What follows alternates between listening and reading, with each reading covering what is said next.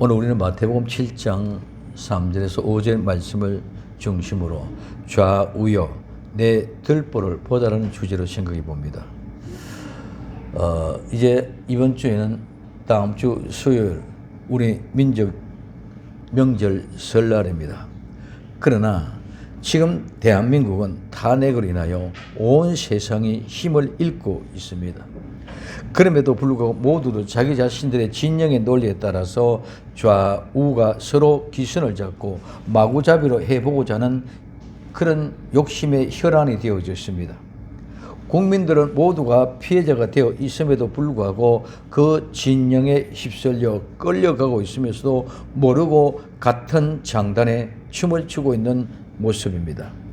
어떻게 보면은 싫다고 하면서도 욕을 하면서도 그것을 즐기며 좋아하고 있는 것이 우리 일반인들의 마음인 것 같습니다. 그러니 바뀌지 않고 해묵은 것이 계속 답습되어 오고 있습니다. 편가르기, 갈라치기, 이분법으로 절묘하게 모든 것이 다 나누어져 있습니다. 그럼에도 불구하고 백성들은 현명하면 모든 것이 고쳐지지만 모두가 다 똑같은 그런 현실이기 때문에 이 모든 것들이 고쳐지지 않고 그대로 있습니다. 그러면 세상의 정치는 그렇지만 교회는 어떠합니까? 교회 또한 같습니다. 똑같이 진영의 싸움에 휩싸여 있습니다. 정말 우리는 무엇을 보고 무엇을 말하고 무엇을 하고 있는지를 분명하게 잘 보아야 합니다. 그렇지 않으면 모두가 다 무너집니다. 전쟁의 피해는 성자나 피해자나 모두에게 다 있는 것입니다. 결국은 모두가 다 우리가 책임을 져야 될 것이기 때문입니다. 그러므로 정신 차리고 있지 않으면 안 됩니다. 깨어 정신 차리고 우리 한번 현실을 볼 수 있기를 바랍니다. 마태복음 7장 1절에서 2절에 이렇게 말씀하고 있습니다. 비판을 받지 아니하려거든 비판하지 말라. 너희의 비판하는 그 비판으로 너희가 비판을 받을 것이요 너희의 헤아리는 그 헤아림으로 너희가 헤아림을 받을 것이라고 말씀하고 있습니다. 그럼 오늘 여기서 비판이란 말이 무엇입니까? 그냥 우리는 막연 저렇게 비판 이런 것으로 생각하고 있습니다. 그러나 이 비판은 나누다, 구별하다, 선택하다, 분리하다, 절단하다는 말입니다. 그리고 판단하다, 생각하다, 분쟁하다, 고소하다, 그리고 결정하다, 계획하다는 말입니다. 그래서 이 비판을 비판으로 말하는 이 비판은 소송, 쟁의, 결정, 심판, 재판, 선고, 처벌입니다. 그래서 이 비판은 비판으로 말합니다. 그리고 이 비판을 비판하면 그 헤아림을 그대로 헤아림을 받는다. 이 헤아림이라는 말은 재다, 청량하다, 평가하다, 판단하다. 그리고 내주다, 내어주다, 분배하다 말입니다. 이 헤아림은 어떤 규칙이나 표준에 따라 판단하고 평가하여 그대로 내어주고 나누어 주는 것을 말합니다. 그래서 비판받지 아니하려거든 비판하지 말라. 너희가 비판하는 그 비판으로 너희가 비판을 받을 것이요 그 헤아림으로 너희가 헤아림을 받을 것이라고 하는 말씀은 무슨 말씀입니까? 너희가 틀렸다고 생각하는 그것을 올바로 잡게 하기 위하여 나누고 구별하여 판단하기 위하여 법에 고소하고 고발하여 분쟁합니다. 즉 재판을 결정하여 이끌어내고자 하는 그 비판의 소송과 쟁의를 통하여 재판을 받아 심판으로서 선고된 대로 처벌함 받은 그대로 하면은 그대로 헤아림을 받는다는 말은 청량하고 평가받는 그대로 판단은 그대로 너희도 그대로 받는다는 말. 지금 탄핵을 통해서는 모두가 다 법정으로 서서 서로가 옳다고 야단.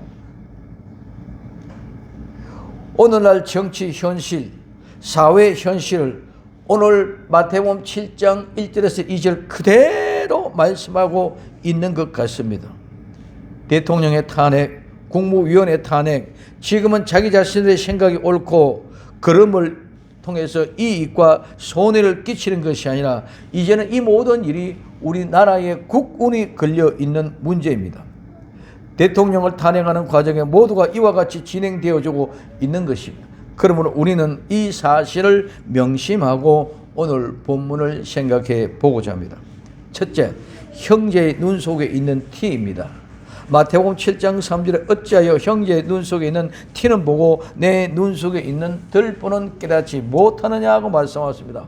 어찌하여 형제의 눈 속에 있는 티를 보고, 이 형제는 연합이라는 아라는 말과 자궁이라 뜨는 델프휘스라는 말에 유래하여 같이 합성이 돼서 같은 태에 태어난 사람을 말합니다. 그래서 이 형제는 육체의 형제를 의미하고, 반면 또 아델페라는 말은 문자 그대로 자매를 말합니다. 그래서 이 단어는 육체적인 형제와 가까운 친척을 의미하게 되고, 비유적으로는 동료, 친구, 동포, 민족에 대해서 사용되어졌습니다. 우리 민족은 모두 같은 형제입니다. 특히 어느 나라, 어느 민족, 어느 국가와도 비교할 수 없는 우리 대한민국은 백의 민족이고 한민족입니다. 그러므로 우리는 모두 한 형제와 같은 것입니다. 즉 우리 민족은 대한민국의 백성들은 모두가 다 형제입니다. 특히 성도는 우리 주 예수 그리스도로 말미암아 한 피 바다 한 몸을 이룬 형제 자매입니다.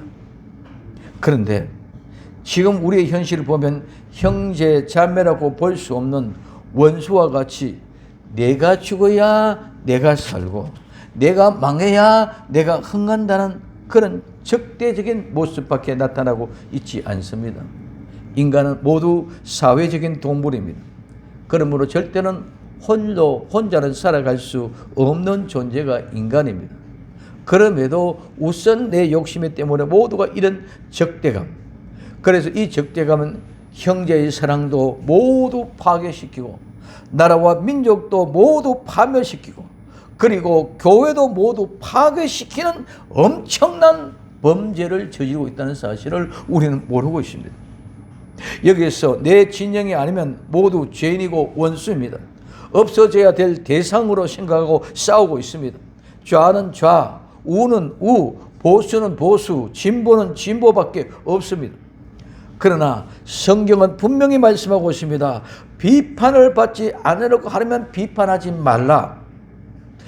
비판받지 않으려면 비판하지 말라고 말씀하고 있습니다. 그래서 우리는 이 비판을 나누기, 갈라치기 하면서 네 편, 내 편 하고 있습니다. 이것은 절대로 안 됩니다. 그런데 왜 이런 일이 일어납니까? 왜 이런 일이 생깁니까? 형제의 눈 속에 있는 티는 보고 자기의 눈 속에 있는 들보는 깨닫지 못하기 때문입니다.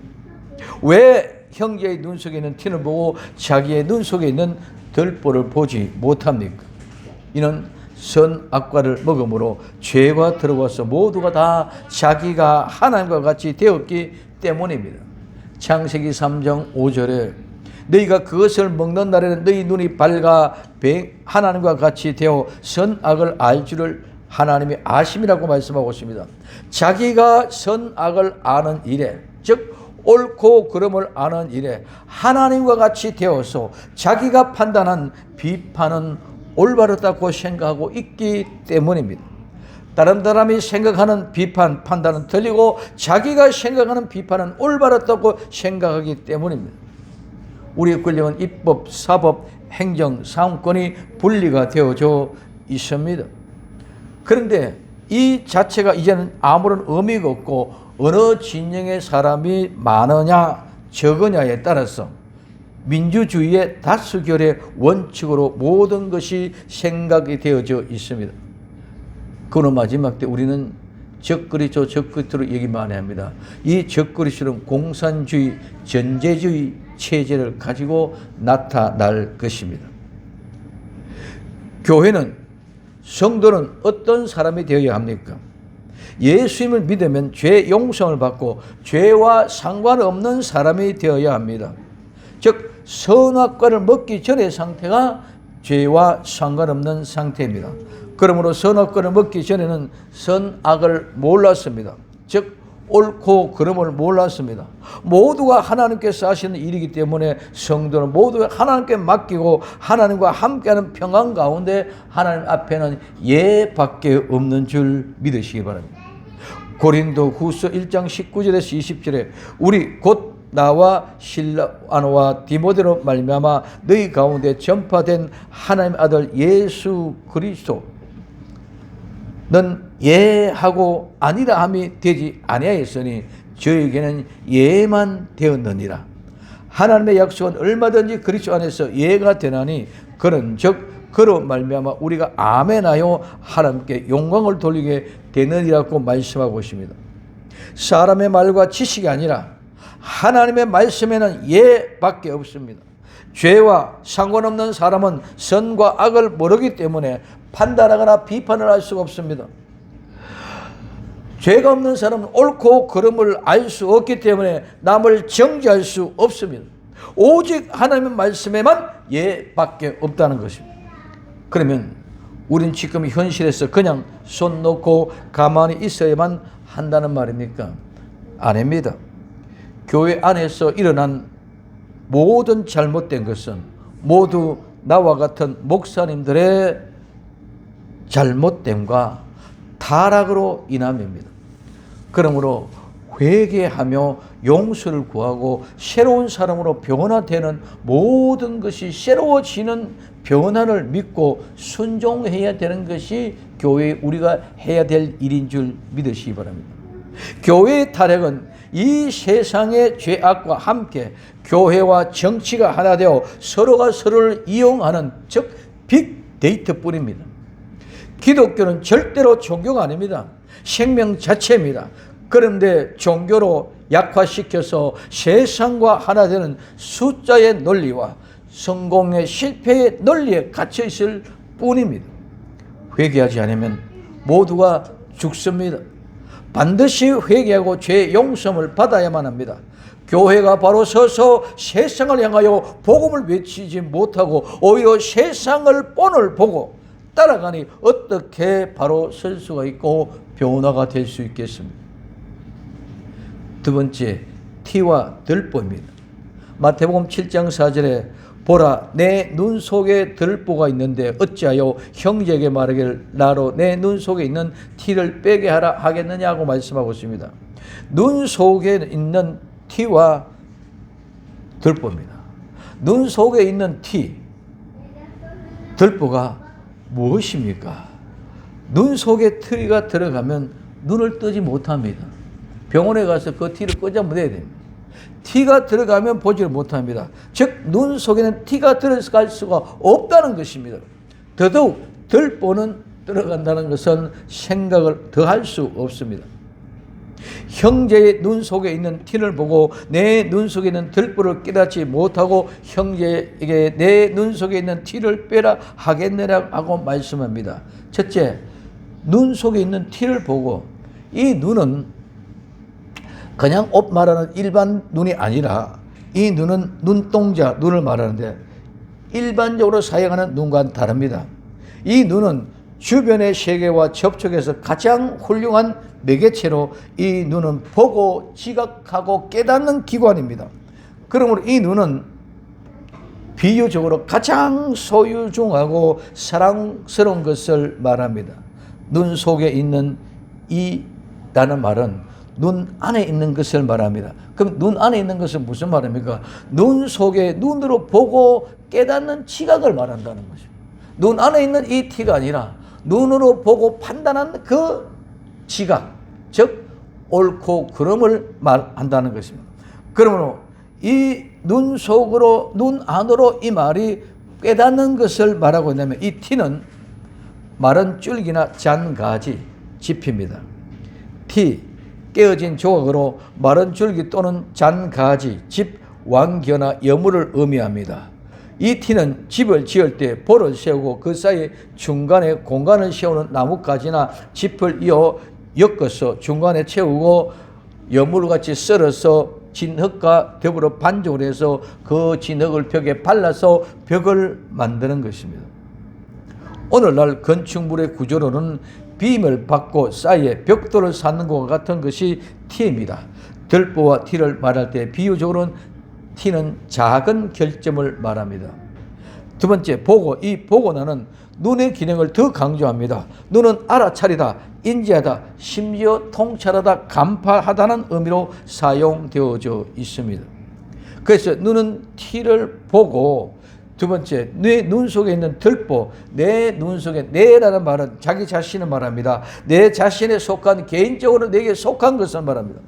자기 자신에게 속한, 자기 자신의 것으로 자기 자신의 재산이나 가족, 집, 이와 같은 등에 속한 것, 자기의 본속, 자기의 생각, 자기의 행각, 모든 것이 다 그게 포함됩니다. 그래서 내 눈 속에 있다는 이 말은 내 자신이 가지고 있는, 내 개인이 가지고 있는 내 들보라는 말입니다. 들보. 그럼 들보는 뭡니까? 들보는 빔입니다. 받들거나 지탱하라는 말에서 유래되어 들보, 곧 우리는 대들보를 말해야 합니다. 들보는 집을 지을 때 건축의 뼈대입니다. 이 대들보는 오늘날 건축물을 건축할 때 빔을 말합니다. 이 들보는 무너지면 건축물 전체가 다 무너집니다. 그러나 티는 그 벽면만 무너지고 건물 전체는 영향을 받지 않습니다.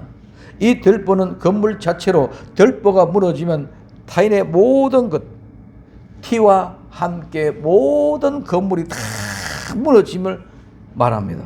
그래서 오늘 이 건물 자체가 없어진다는 말입니다.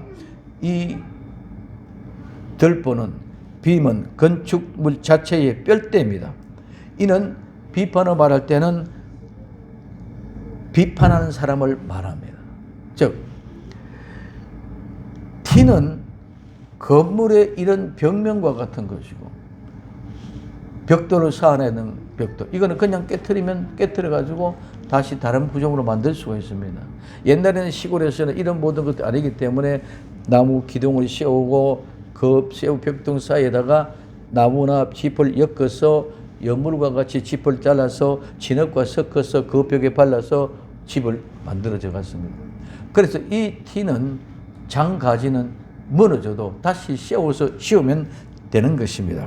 그래서 이와 같이 티는 작은 허물을 말하고, 오늘 들보는 건축물 자체가 넘어지면 큰 허물, 비판하는 사람들을 말한다는 것입니다.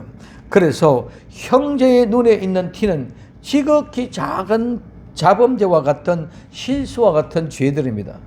이 티와 같은 죄는 누구든지 다 가지고 있습니다. 단지 죽음 앞에 예수님의 보혈로 완전히 정결하게 되어 온전케 정결된 자만이 천국에 들어가게 되는 줄 믿으시기 바랍니다. 이 티가 있어도 천국에는 못 들어갑니다. 그래서 자기 자신의 눈에 있는 들보는 자기 자신의 자체가 죄라는 말입니다. 이 죄가 무너지면 자신이 죽을 뿐만 아니라 주변에 많은 사람들의 피해를 입고 영향을 받아서 지옥을 갈 수밖에 없는 그런 영향을 미치게 된다는 거예요. 이 들보는 완전히 자기가 죽어야만 제거되는 것입니다. 즉 새롭게 건축해야 하는 것입니다. 그러나 티는 그 부분만 수리하면 되는 것입니다. 즉 물로 씻으면 되는 것입니다. 그러므로 내 자신에게 나온 것은 아무리 선한 말이고 선한 행동이라도 모두가 다 죄라는 말입니다. 선악과를 먹은 자의 본연의 모습입니다. 죄인은 아무리 거룩해도 죄인입니다. 죄인이 하는 것은 아무리 아름다워도 모두가 더럽고 지저분한 것입니다. 죄인이 하는 것은 아무리 성경을 많이 연구하고 잘 알고 잘 전해도 하나님의 말씀이 아닙니다. 우리 많은 사람들이 착각합니다. 교회에 다니면서 집사님이 되고 장로님이 되고 목사님이 되면 회개하여 모두가 거룩한 것으로 착각합니다. 아닙니다. 교회 다니는 것이 거룩함이 아닙니다. 거룩함은 반드시 회개하고 죄 용서를 받은 사람, 그 본래의 건축물이 무너지고 새로운 건축물로 지어전과 같이 완전히 새로운 사람이 되어져야 하는 것입니다. 그러므로 회개한 사람은 절대로 죄를 지을 수 없는 것입니다. 이는 말이 아닙니다. 속지 맙시다. 많은 사람들이 생각으로 알고 있는 그런 것이 아니다는 것입니다. 히브리서 6장 4절에서 6절에 한 번 삐침을 얻고 하늘의 은사를 맛보고 성령님의 참여한 바 되고 하나님의 선한 말씀과 내세의 능력을 맛보고 타락한 자들은 다시 새롭게 하여 회개할 수 없나니 이는 자기 하나님의 아들 다시 십자가에 못 박아 현재의 욕범이라고 말하고 있습니다. 요한 1서 3장 9절에 하나님께로 난 자마다 죄를 짓지 아니하나니 이는 하나님의 씨가 그 속에 거하며 저도 범죄치 못하는 것은 하나님께로서 났음이라고 말씀하셨습니다. 그래서 하나님 앞에 난 사람, 하나님으로 다시 거듭난 사람은 절대로 죄를 지을 수 없다는 것입니다. 한번 회개하고 다시 회개할 수 없다는 것입니다. 오늘 우리는 회개하면 빔이 건축물이 무너지고 들보가 무너지고 새로운 건축물로 지어졌으면 완전히 달라지는 것인 줄 믿으시기 바랍니다. 이전에 그 집의 형상은 절대로 없습니다. 완전히 새로운 모습으로 새 집이 되어졌기 때문에 그렇다는 것입니다. 그래서 세 번째에 깨닫지 못하느냐, 이 깨닫지 못하는 말은 알지 못하느냐, 깨닫지 못하느냐 이는 어떤 목적이 그 전심을 돌리거나 몰두하는 말입니다. 눈으로 보고 지각하는 것을 말합니다. 내 눈 속에 있는 들보를 깨닫지 못하느냐? 너는 내 눈 속에 있는 들보를 보지 못하면서 어찌하여 형제에게 말하기를 나로 내 눈 속에 있는 티를 빼게 할 수 있느냐? 즉 내 눈 속에 들보가 있는데 어찌하여 형제에게 말하기를 나로 내 눈 속에 티를 빼게 하라 하겠느냐 말이에요. 여기 빼게 하라, 이 하라는 말은 탕감한다, 용서한다는 말입니다. 이는 상황적으로 목적이 성취가 되어졌고 시간적으로 때가 완성이 되어졌다는 것입니다. 그래서 이 말은 마지막에 끝에 하는 것이죠. 그래서 이 말은 처음부터 끝까지 계속 이렇게 판단하고 비판하다. 그래서 처음부터 끝까지 이렇게 판단하고 비판하고 왔는데 그 마지막에 끝에 이렇게 된다. 어떻게? 네가 내 눈 속에 들보를 네가 그 눈 속에 들보를 빼내면 용서하고 죄 사함을 받는 역사는 네가 먼저 죽고 건축물이 다 무너져 뼈대가 빔이 무너졌습니다. 다 무너졌습니다. 그래서 이제는 내가 새로운 집이 새 사람이 되어졌어. 그때서야 내가 보고 빼라고 할 수 있다.